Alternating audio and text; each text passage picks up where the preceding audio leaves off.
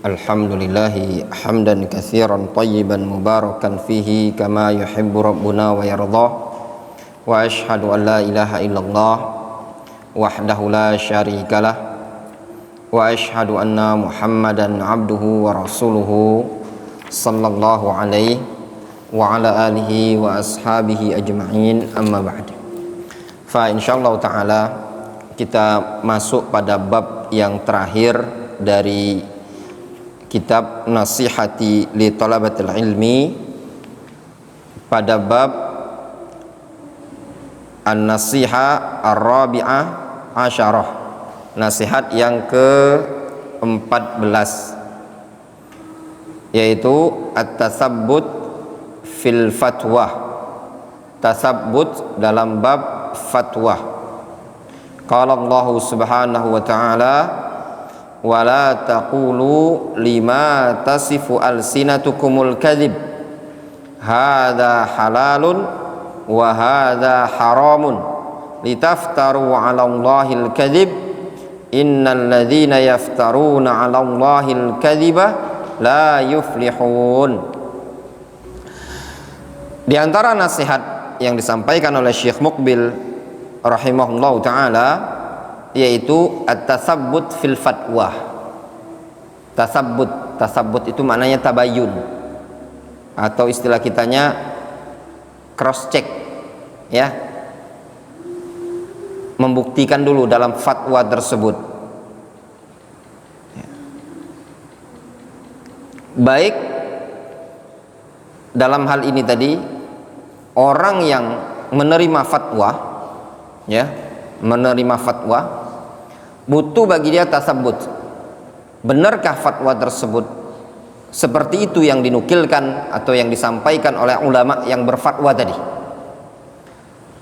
Ini nasihat bagi para penuntut ilmu. Dan juga bagi para penuntut ilmu agar menimbang dalam berfatwa, dalam memberikan jawaban dari pertanyaan-pertanyaan yang ada. Jadi ndak serampangan, ndak gampang-gampang dalam memberikan jawaban pada suatu pertanyaan yang sampai kepada dia. Di sini disebutkan, beliau membawakan dalil firman Allah Subhanahu wa taala dalam surat An-Nahl. Kata Allah Azza wa Jalla: wala taqulu lima tasifu alsinatikumul kadhib. Janganlah kalian berucap sesuai dengan apa yang diucapkan oleh lisan kalian, atau mencocoki apa yang diucapkan oleh lisan kalian dengan mengatakan ini halal, ini haram, sehingga kalian berdusta atas nama Allah dengan suatu kedustaan. Sesungguhnya orang-orang yang berdusta atas nama Allah Azza wa Jalla la yuflihun, dia digolongkan bukan sebagai orang-orang yang beruntung. Jelas? Qauluhu rahimahullah, at-tatsabbut fil fatwa. Al-fatwa amruha azim. Fatwa itu adalah perkara yang sangat agung, sangat besar. Wazzalalu fiha amrun jasim. Ketergelinciran pada fatwa adalah perkara yang besar juga. Azim, jasim itu sama, sinonim. Tahu sinonim? Tahu antum Faiz sinonim apa? Hah? Apa? Tak tahu? Antum apa? Hah? Sinonim apa deh? Persamaan kata. Itu anak SD udah belajar enggak sinonim-sinoniman? Sudah? Antum berarti udah SD umum pula. Nah, enggak ngerti. Kalau kayak Abdul Hakam taruhlah, Zainu taruhlah. Masa sekelas si Faiz enggak tahu sinonim, duduk di belakang. Kalau antonim? Hah? Sinonim itu persamaan kata. Kalau bahasa Arabnya muradif, ya, muradif. Kalau antonim itu lawan kata, ya. Misalkan tinggi, lawannya apa? Tinggi bukan panjang, lawannya pendek. Kalau tinggi rendah. Nah, itu namanya antonim, ya. Nah, azim, jasim itu semakna, ya. Maknanya kabir. Fal mufti yu'tabaru muwaqqi'an an rabbil alamin. Seorang mufti, ya, seorang mufti teranggap sebagai muwaqqi'ah. Muwaqqi'ah itu orang yang menandatangani dari Rabbul Alamin. Kalau istilah sebagian orang, mufti itu kepanjang tanganan dari Tuhan, ya. Kenapa dikatakan seperti itu? Karena seorang mufti ketika dia memberikan jawaban, ya, maka jawaban tersebut akan dijadikan patokan oleh umat, sehingga kalau benar mencocoki syariat, umat akan berada pada kebenaran. Kalau ternyata fatwa tersebut salah, maka sebaliknya akan menyesatkan umat. Faqad samma Ibnul Qayyim kitabahu I'lamal Muwaqqi'in an Rabbil Alamin. Sungguh Al-Imam Ibnul Qayyim menamai buku beliau. Jadi Al-Imam Ibnul Qayyim punya buku namanya I'lamal Muwaqqi'in an Rabbil Alamin. Wa ba'duhum yaqul a'lam. Nah, itu tadi, ya. Jadi sebagian orang ada yang bilang judul kitab itu namanya I'lamul Muwaqqi'in. Sebagian lagi ada yang bilang A'lamul Muwaqqi'in. Ya, kitab karya Al-Imam Ibnul Qayyim. Di situ banyak memuat tentang usul fikih, tentang adab-adab penuntut ilmu, adab-adab mufti. Bagus kitab itu, ikhwan. Tapi anda tidak punya. Kalau cetakan Saudi Arabia itu sekitar 4 jilid apa 5 jilid kayak gitu. Itu kitab bagus. I'lam itu artinya, i'lamun artinya memberitahukan. Al-muwaqqi'in tadi wakil, ya. Kalau dia i'lamul muwaqqi'in yaitu pemberitahuan dari orang-orang yang mewakili Allah Subhanahu wa taala Rabbil Alamin. Karena memang isinya tentang adab-adab berfatwa, adab-adab penuntut ilmu dan yang semisalnya. Walaqad ra'ayna jur'atan 'inda katsirin min tullabil ilmi wad du'ati ila Allah 'alal fatwa. Subhanallah, ini nasihat untuk kita semua, ya ikhwan. Kata Syekh Adil Al-Wadi'i, sungguh kami telah melihat jur'ah. Jur'ah itu keberanian, ya. Apa istilahnya itu? Lancang bahasa kitanya, ya. Itu namanya. Kalau syaja'ah, syaja'ah itu berani tapi dalam perkara benar.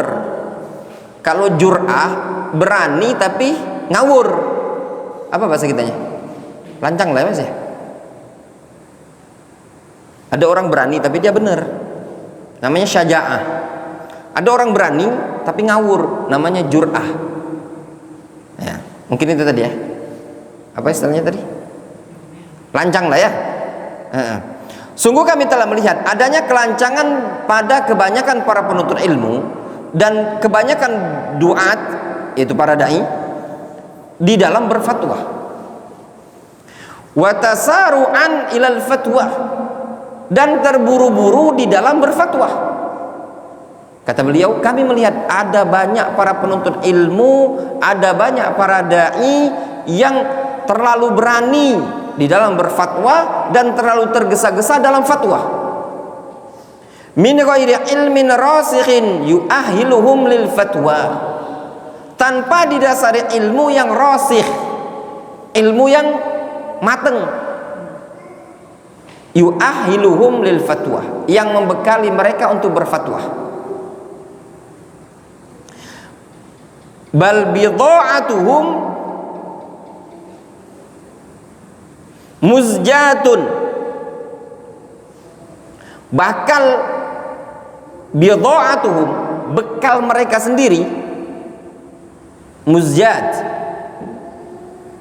sesuatu yang masih campur, ya, sembraut gitu loh. Walaisa indahum qadamun fil ilmi, mereka tidak punya pijakan dalam bab ilmu. Walaisa wajtihadun fil ilm, dan juga ada kesungguh-sungguhan dalam menuntut ilmu.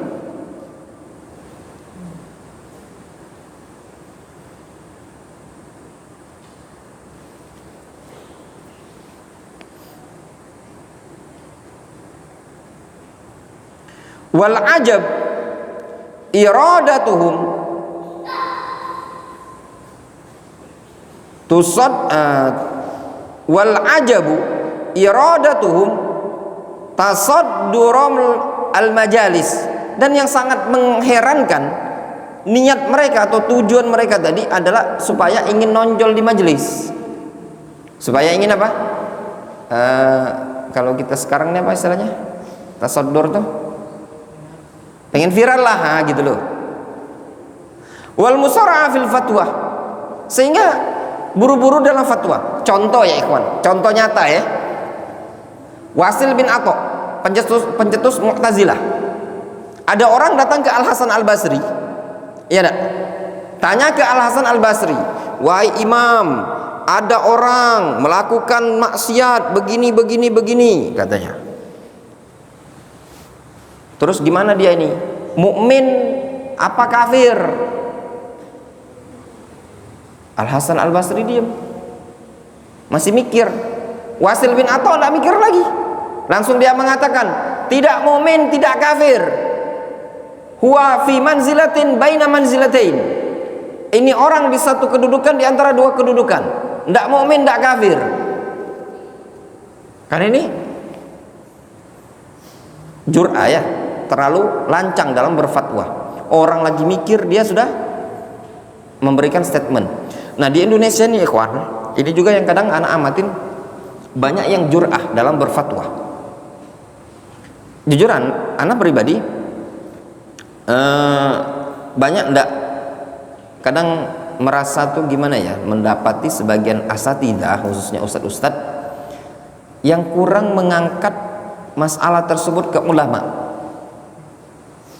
didudukkan dengan tasawur gitu loh, ya enggak, dibandingkan ribut, yang ini bilang tak boleh, ini bilang tak boleh, ini bilang tak boleh, kan ada ulama, ya toh, ya Mas Rafi. Contoh misalkan, contoh ya, lagi rame di kalangan ikhwan bahas masalah ada seorang ustadz yang dia kajian di kayak ballroom pernikahan kayak gitu, ada lampu yang sinar-sinar itu gemerlap apa segala macam ya. Ada yang bilang boleh, ada yang bilang tak boleh, ada yang bilang boleh, ada yang bilang boleh. Ini nak menyelesaikan masalah apa enggak? Ya enggak? Kalau nak pengen menyelesaikan masalah, simple. Ya akhi. Gitu ya. Kalau anak kayak gitu. Makanya kalau sekarang karena kita udah banyak kenal masyayikh, ke ulama saja simple, ya enggak? Ustadz, misalkan daripada kita berkuar-kuar, Ustadz, antum dakwah seperti ini, apa enggak kita tanya dulu dengan ulama, ya enggak? Tanya dulu dengan ulama. Yuk kita umur bareng, yuk kita tanyakan gimana pandangan masyayikh, gimana fatwanya beliau. Ini masalah kontemporer. Mungkin dari satu sisi ini kan bagus juga untuk dakwah orang-orang umum, ya enggak? Tapi dari sisi lain, nanti kalau kita udah dapat fatwanya, kita sebar ke ikhwan-ikhwan, ya toh? Kayak kemarin anak diusulin sama Syekh Abdullah Badwi itu, begini. Kata beliau, menurut anak antum coba, antum musyawarah dengan masyayikh, Syekh Muhammad Bamusa, Syekh yang lain-lain katanya, musyawarah antum. Ya. Nah, kayak gitu loh, menyelesaikan masalah. Enggak kita langsung yang ini keluar omongan seperti ini, yang ini keluar omongan seperti ini. Contoh lain misalkan di Indonesia terlalu banyak fitnah, ya, terlalu banyak fitnah. Contoh misalkan pemilu, anggaplah pemilu, sering pemilu ya, Anies, Prabowo, Ganjar, ya tak? Kalau Prabowo nanti negara kita gini, kalau Ganjar kayak gini, kalau Anies kayak gini. Cobalah tanyakan dengan ulama, ya enggak? Kita tanya ulama, Syekh, kira-kira menurut antum kami pilih yang mana lah? Tapi ulama yang benar, yang lebih takut. Jangan ulama yang kira-kira nanti ke ulama tapi ulamanya masih seleranya kita. Jangan, ya, jangan ke yang dengan seleranya kita, tapi ulama yang betul-betul lebih takut kepada Allah Azza wa Jalla. Nanti lihat nasihatnya beliau-beliau bagaimana gitu loh, difahami. Atau contoh yang lain misalkan, ya itu hal-hal yang perlu. Syekh, kami ini sering misalkan bertawun dalam kegiatan sosial, membantu korban gempa, bencana, begini. Terus kami mengumpulkan dana-dana ikhwan yang bertawun. Nah, dari dana-dana ini tadi kami pakai untuk operasional kegiatan seperti itu mungkin 10%. Boleh ataukah tidak? Itu kan diangkat ke para ulama. Itu contoh-contoh yang seperti itu. Ya enggak? Masih banyak sebenarnya hal-hal yang bisa didiskusikan dengan para ulama, dibandingkan terjadi pro dan kontra, yang ini nuduh begini, yang ini nuduh begini, yang ini nuduh begitu, ya. Apalagi kalau sampai kita berfatwa.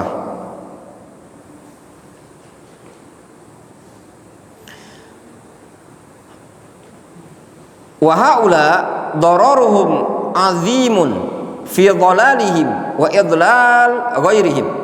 Mereka ini, ya, orang yang terlalu terburu-buru dalam berfatwa, madarat mereka ini lebih besar di dalam menyesatkan mereka sendiri dan menyesatkan orang lain.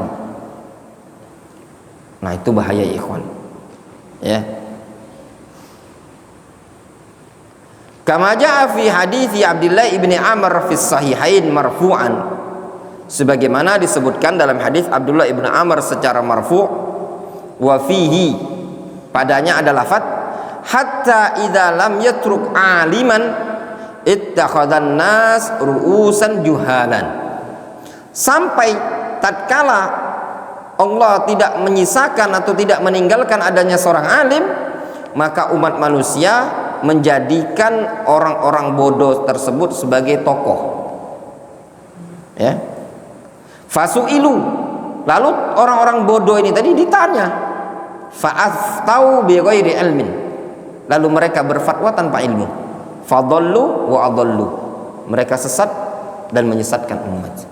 Nah, hadis yang seperti ini ya ikhwan, sebenarnya juga selayaknya bagi kita semua kita jadikan kewaspadaan, ya, kewaspadaan. Jangan kita merasa sok hebat dalam dakwah salafiyah ini tadi. Jangan-jangan kita yang diseniorkan ini tadi, kita yang diustadkan ini tadi, termasuk yang disebutkan dalam hadis ini. Sebenarnya kita tuh bodoh, kita tidak punya ilmu, tapi karena kita dituakan oleh ikhwan, diseniorkan oleh ikhwan tadi, muncullah fatwa-fatwa yang batilah, fatwa-fatwa yang ibarat kandungan prematur, ya, belum cukup 6 bulan udah melahirkan, prematur, ya, muncul fatwa-fatwa yang tidak pantas. Walaqad kana as-sahaba al-ajilla wattabi'una lahum bi ihsan wa ulama'ul islam yatadafa'una al-fatwa wa yahrabuna minha. Sungguh dulu para sahabat yang mulia dan para tabi'in serta ulama-ulama Islam yatadafa'unal fatwa, saling menolak fatwa, dak galak berfatwa. Wa yahrabuna minha, dan lari dari fatwa tersebut. Khaufan wa wara'an min ayyuftu fala yuwaffaqun liswab, karena mereka takut dan juga wara' dibandingkan mereka berfatwa, sehingga mereka tidak diberikan taufik dengan kebenaran. Dan itu nyata ya ikhwan. Jangankan para ulama salaf, di kalangan sahabat ya, antum ma'ruflah kisahnya Imam Malik. Imam Malik ditanya tentang sekian fatwa, dia tidak menjawab. Kata Imam Malik rahimahullah ta'ala, idhab ila syakir, kata Imam Malik, sampaikan ke orang-orang ya. Kalau Imam Malik cuman bisanya la adri. Ada orang tanya ke Imam Malik, ditanya begini, Imam Malik ngomong la adri, jawab gini, la adri, la adri. Kata orang tersebut, Imam Malik, Abu Abdillah, kenapa antum kalau ditanya jawaban cuma la adri, aku enggak tahu, aku enggak tahu. Kata Imam Malik, jawab, sampaikan ke orang lain. Kalau Imam Malik cuma bisanya la adri. Kemudian Imam Malik mengatakan apa? Yang ma'ruf pada kisah tersebut, Imam Malik mengatakan, alimta annal ilma thaqil. Kata Imam Malik, apakah engkau tidak tahu kalau ilmu itu berat? Kata Imam Malik. Ama sami'ta qaulullah subhanahu wa ta'ala, tidakkah engkau mendengar firman Allah subhanahu wa ta'ala, inna sanulqi 'alaika qaulan thaqilan, sesungguhnya kami sampaikan kepada engkau ya Muhammad ucapan yang berat. Ilmu itu berat. Bahkan disebutkan oleh sebagian masyayikh kami, guru-guru kami. Anda ingat dulu disampaikan oleh guru kami namanya Salah Kantush Al-Adani di pelajaran Al-Waraqat Al-Juwaini, Syarah Al-Waraqat Usul Fikih. Dalam bab masalah fatwa ini, beliau mengisahkan dulu kisahnya Syekh Muhammad Amin Asy-Shinqiti. Datang orang jauh-jauh ke Syekh Muhammad Amin Asy-Shinqiti minta fatwa, tapi beliau tidak bisa memberikan jawaban. Kemudian orang tersebut mengatakan, wahai Syekh, kami datang dari jauh, masa engkau tidak bisa jawab? Kata Syekh Muhammad Amin Asy-Shinqiti sampai beliau tersungkur, beliau menangis. Kata beliau, ya ikhwan, gimana saya mau menjawabnya, sedangkan ini akan dimintai tanggung jawab di hadapan Allah Subhanahu wa ta'ala. Sebagian masyayikh kita yang sekarang masih hidup ya, subhanallah ya ikhwan, ditanyakan suatu permasalahan, mereka menjawab is'al al-mufti ya. Anda dengar sendiri di sebagian durus di Masjid Nabawi, Masjidil Haram itu, ketika ada yang ditanya, is'al mufti, tanyakan ke mufti. Hatta Syekh Abdul Muhsin Al-Abbad hafizahullah ta'ala, ada suatu permasalahan yang belum ditanya, is'al mufti, tanyakan sama mufti. Beliau tidak mau jawab karena ini bukan tugas beliau, tugasnya mufti. Sebagian masyayikh itu, kalau kita enggak, pokoknya ini yang lebih parah lagi ikhwan, bahasa Arab enggak bisa. Yang ditanya, yang dijawab, yang fatwanya apa? Bab jarh wa ta'dil. Ya enggak? Babnya jarh wa ta'dil. Imam yang tadi, yang zaman dulu, kalau bab jarh wa ta'dil mereka menjauh, ini ditanya, Ustadz gimana dengan Ustadz itu? Itu khawarij. Khawarij pula. Oh, itu mumayyi, itu mutasyaddid, itu gini, ini nih. Kan gampang kali. Itu kerjaannya ikhwan. Ya, ustadznya juga sama juga. Sampai ada ya. Anak ngomong sama ikhwan, sama orang, anak bilang, itu ummahat tak anak maafkan sampai ke akhirat, anak tunggu nanti di akhirat. Jadi bilang gini, enggak, Ustadz Abdul Hajat itu tidak direkomendasi. Dia itu, ini kata ummahat itu, ngomong sama ummahat yang lain, dia tuh kalau ngisi kajian, sampai buat tuh terharu-haru, tenangis-nangis dia tuh kalau ngisi kajian. Kata anak, di mana anak pernah ngisi kajian sampai, ada antum lihat anak ngisi kajian sampai tenangis-nangis? Hah? Apa sih lu? Kata anak, caknya salah wong dia nih, ya tak? Kata anak, sampai anak ngomong, setahu anak di Palembang ini yang galak ngisi kajian, galak sambil tenangis-nangis itu, sambil ngisi tausiah atau sampai dia galak neteskan air mata, kalau tidak periuhan doko Umar Fanani. Mana tanya sama santri, tanya sama yang lain-lain. Nah, berarti kan salah. Ya enggak? Salah orang. Tunggulah kata Anda di akhirat, tidak akan tak maafkan. Menjarah lagi salah orang. Faham antum? Nah, yang seperti itu, masa-masa seperti ini aja salah orang. Gimana? Makanya kata para ulama itu ini nasihat untuk para ummahat dan akhwat.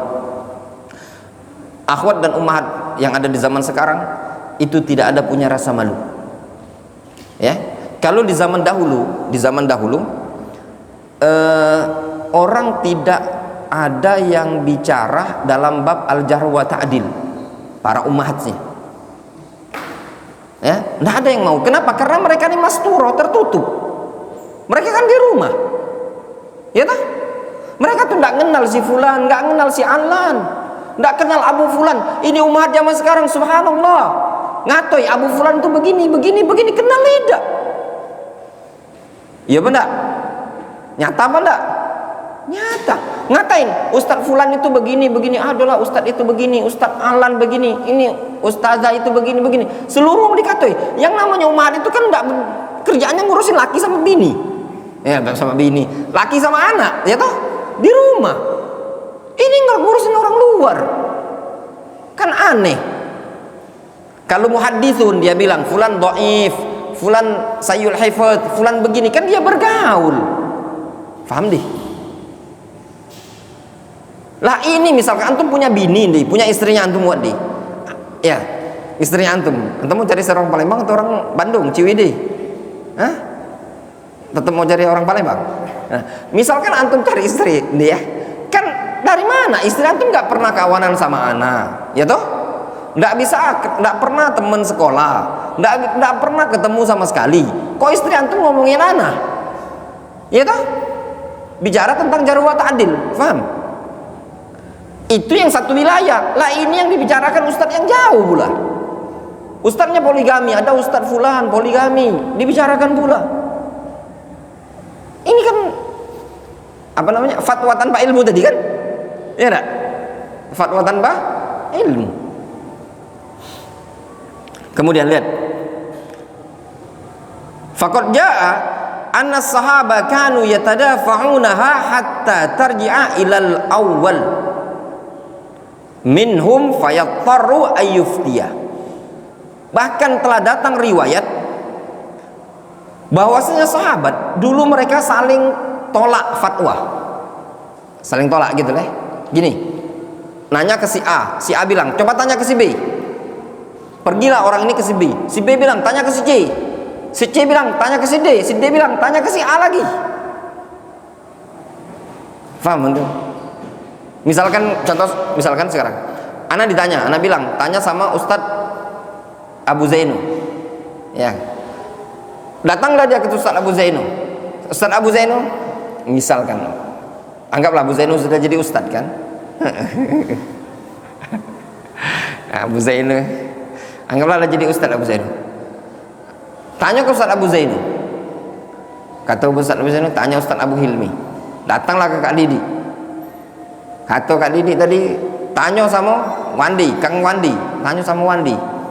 Wandi ngomong, tanya sama Arifin. Ya nak, kata Arifin, tanya sama Ustadz Abdurrahman. Kalau antum tanya sama ana bener-bener kena marah, aduh memondok di pondok pesantren. Ya nak, mending antum tanya sama Ustadz Abdurrahman. Balik lagi ke ana. Seperti itu di kalangan salaf. Kalau kita ini tidak akan berebutan.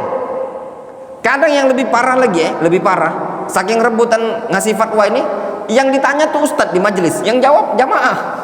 Ya benar. Yang lebih parah lagi di grup WA. Makanya kalau di grup WA tuh ikhwan grup WA ada roh hadis yang tidak berani ngomong komentar. Kenapa? Grup WA ada roh hadis itu kalau mainannya di share ndak link YouTube, tidak main link, tidak main web situs, mainnya kitab, share kitab. Apalagi kalau dokter Vicky yang nge-share boroja asa otak dulu tiarap galau. Jangankan antum, ana be kalau kepas dokter Vicky asa otak. Ana be pula ini tadi. Kira-kira Eropnya apa? Tanya Erop, wong lah mikir juga. Tapi kalau di grup-grup lain kadang-kadang dapat screenshot, oh luar biasa. Yang ini ngomong A, yang ini ngomong B, yang ini lagi. Perdebatan. Ya enggak? Nah, kadang apa ya? Lebih gampang berfatwa. Terus ada juga ya, kan? Di kalangan kita ini tadi, kadang kita lebih menggunakan qaulnya ustaz dibandingkan qaulnya ulama. Faham?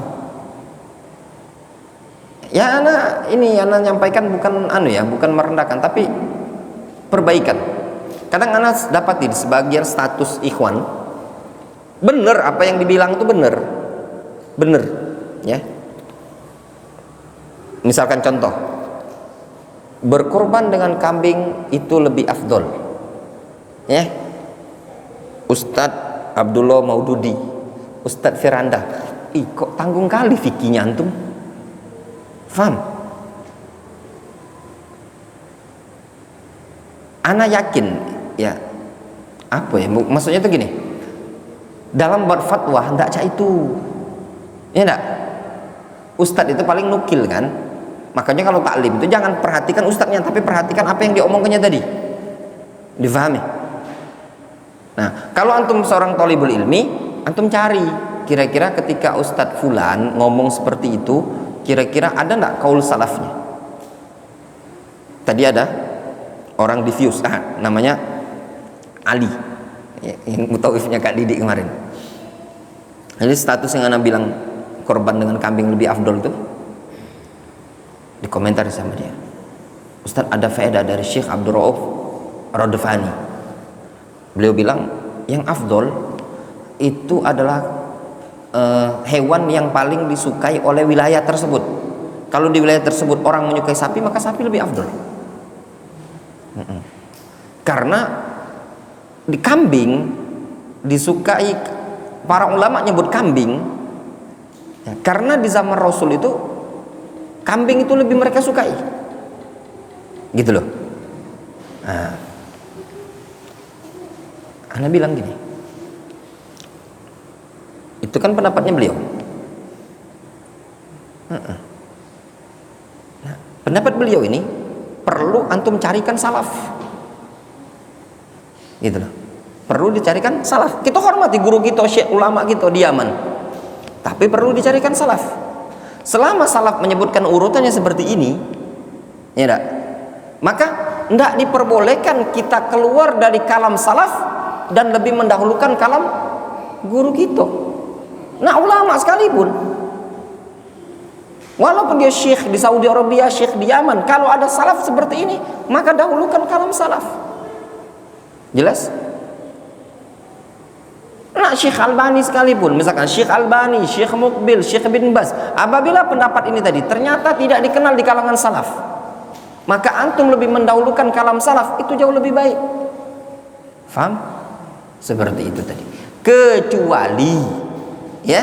Kecuali apa yang dilakukan oleh salaf tadi menyelisih hadis, gitu loh, zahir hadis, ya. Atau misalkan salaf ini tadi berpegang dengan hadis yang hadis ini adalah dhaif, difahami?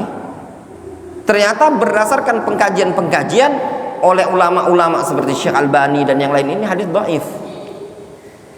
Ya, hadisnya dhaif, lemah. Walaupun di sana jumhur mengatakan, kata jumhur begini, tapi setelah dikaji dalilnya jumhur ini, tapi ternyata dhaif. Sebagian ulama mengatakan seperti ini, tapi hadisnya sahih. Nah, itu boleh mungkin jumhur salaf kita kesampingkan. Jelas? Nah, ini hal-hal yang penting ya ikhwan. Di kalangan ulama pun, apabila ulama di zaman sekarang kita benturkan dengan ulama yang di zaman dahulu, maka lebih kedahulukan kalam mutaqaddimun dibandingkan kalam mutaakhir. Wazi? Ya. Jadi kaidah taqdimu kalamil mutaqaddimin, mendahulukan kalam ulama mutaqaddimin itu aula. Pernah suatu muhadarah, ya, muhadarah Syekh Muhammad bin Abdul Wahab Al-Wasabi rahimahullah ta'ala di Masjid Firdaus Kota Aden. Ana hadir waktu itu. Jadi ada pertanyaan yang disampaikan oleh Syekh Al-Usobi. Ringkasnya jawaban beliau, kata beliau, kalam ulama salaf, ya, satu orang ada di ulama salaf itu jauh lebih baik dibandingkan pendapatnya antum, dibandingkan ulama yang mutaakhirin. Difahami? Ini masalah tidak ada dalil, misalkan ada suatu permasalahan tidak ada dalil sama sekali, ya, masalah, ya, qadiyah laisat fiha al adillah as-sahihah, ada suatu permasalahan tidak ada dalil yang sahih, maka didapati kalam fatwa ahad ulama al-mutaqaddimin, ya, maka mengambil salah satu fatwa ulama mutaqaddimin ini tadi jauh lebih baik dibandingkan fatwanya kita atau pendapatnya orang yang belakangan ini tadi. Jelas? Seperti itu, ikhwan.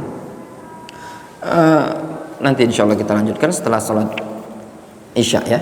Setelah sholat isya masih kita lanjutkan pelajaran ini tadi. Insya Allah kita lanjutkan nanti setelah sholat isya, kemudian setelah sholat subuh, mungkin dalam waktu 2-3 hari selesai, ya. Nah, kalau selesai nanti insya Allah kita akan melanjutkan ke kitab ini, ya. Ini tentang Hilyah Ahlil Quran fi Adabi Hamalatil Quran. Kitab ini bagus, tentang adab-adab para penghafal Al-Quran, adab-adab para pengajar Al-Quran, ya, tentang keutamaan Al-Quran, keutamaan baca Al-Quran, ya. Nah, ini ada kitab juga yang sudah dibeli, ya, mungkin nanti insya Allah dibagikan kepada yang mau ikut, ya. Itu tadi jelas, ya, seperti itu. Naktafi bihadzal qadar.